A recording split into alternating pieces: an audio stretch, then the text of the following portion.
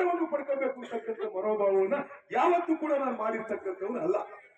ನೇರವಾಗಿ ಜನರಿಂದ ಪ್ರೀತಿ ಗಳಿಸಿ, ಜನರಿಂದ ವಿಶ್ವಾಸವನ್ನ ಗಳಿಸಿ, ಜನರ ಪ್ರೀತಿಯನ್ನು ಗಳಿಸಿ ಅಧಿಕಾರಕ್ಕೆ ಬರ್ತಕ್ಕಂಥ ಮನೋಭಾವ ಇರ್ತಕ್ಕಂಥ ಇತ್ತೀಚಿನ ಬೆಳವಣಿಗೆಗಳನ್ನ ನೀವು ನೋಡಿ ಗಮನಿಸ್ತಾ ಇದ್ದೀರಾ. ವ್ಯಕ್ತಿಗತವಾಗಿ ನನಗೆ ಅಧಿಕಾರ ಇದೆ ಅಂತ ಹೇಳ್ಬೇಕಾದ್ರೂ ಮಾಡ್ಬೇಕು ಅಂತಕ್ಕಂಥ ಮನೋಭಾವವನ್ನು ಕೂಡ ಬೆಳೆಸ್ಕೊಂಡಿರ್ತಕ್ಕಂಥ ಜನ ಈ ಸಮಾಜದಲ್ಲಿದ್ದಾರೆ.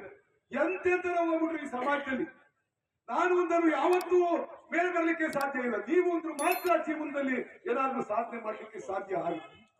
ನೀವು ಅಧಿಕಾರ ಕೊಟ್ಟಿರ್ತಕ್ಕಂಥವ್ರು, ನಿಮ್ಮಿಂದ ನಾವು ಅಂದ್ರೆ ಮಾತ್ರ ನಾವು ಹುಡುಗಾರ ಇರುತ್ತೆ, ನಾವು ಈ ಸಮಾಜದಲ್ಲಿ ಸುಮಾರು ದಿನ ಬದುಕಲಿಕ್ಕೆ ಅವಕಾಶ ಇರುತ್ತೆ. ನಾನು ಒಂದರು ಯಾವನ್ನೇ ಈ ಸಮಾಜದಲ್ಲಿ ಬದುಕಿರ್ತಕ್ಕಂಥ ಒಂದೇ ಒಂದು ಸಣ್ಣ ಉದಾಹರಣೆ ಕೂಡ ಇವತ್ತು ಮುಂದೆ ಬರಲಿಕ್ಕೆ ಸಾಧ್ಯ ಇಲ್ಲ. ನೋಡ್ತೀವಿ ನಾವು ಎಷ್ಟು ದಿವಸ ಯಾರ್ಯಾರು ಹೆಂಗೆ ನಡೀತವೆ ಅಂತ ಹೇಳ್ಬಿಟ್ಟು ನಾವು ಕೂಡ ನೋಡ್ತೀವಿ, ಕಾಯ್ತಾ ಇದ್ದೀವಿ.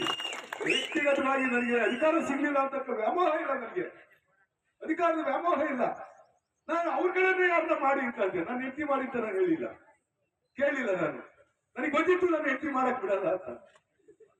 ಅರ್ಜಿ ಆಗ್ತಾಗಿ ಸಂಸ್ಥೆ ಮಾತಾಡು, ನೀವೆಲ್ಲ ತಿಳ್ಕೊಂಡಿದ್ದೀರಾ ಜನ ಎಷ್ಟೆಷ್ಟು ಮೋಸ ಮಾಡ್ತಾರೆ, ಎಂತೆಂತ ವಂಚಿತ್ರ ಅವ್ರೆ ಅಂತ ಹೇಳ್ಬಿಟ್ಟು. ನೀವು ಹಗಲುಗಳ ದರೋಡೆಕೋರು ಈ ಸಮಾಜದಲ್ಲಿ ಇರ್ತಕ್ಕಂಥದ್ದು. ಅದು ದರೋಡೆಕೋರು.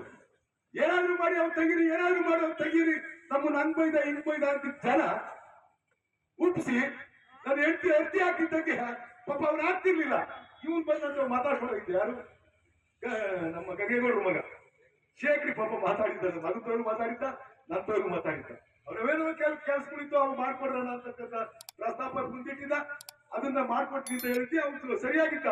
ಪಾಪ ಅವರು ನಾನು ಮಾತಾಡ್ಕೊಂಡು ಚೆನ್ನಾಗೇ ಇದ್ದೀವಿ. ಅಣ್ಣ ಅವರು ಬೆಂಗಳೂರಿಗೆ ಕರ್ಸ್ಕೊಂಡು ಒಂದು ಅರ್ಜಿ ಹಾಕ್ಸ್ಬಿಟ್ಟು ತಿರ್ಗಾ ನನ್ನೇ ಶ್ವಾಸ ಮಾಡ್ಬಿಟ್ರಲ್ಲ.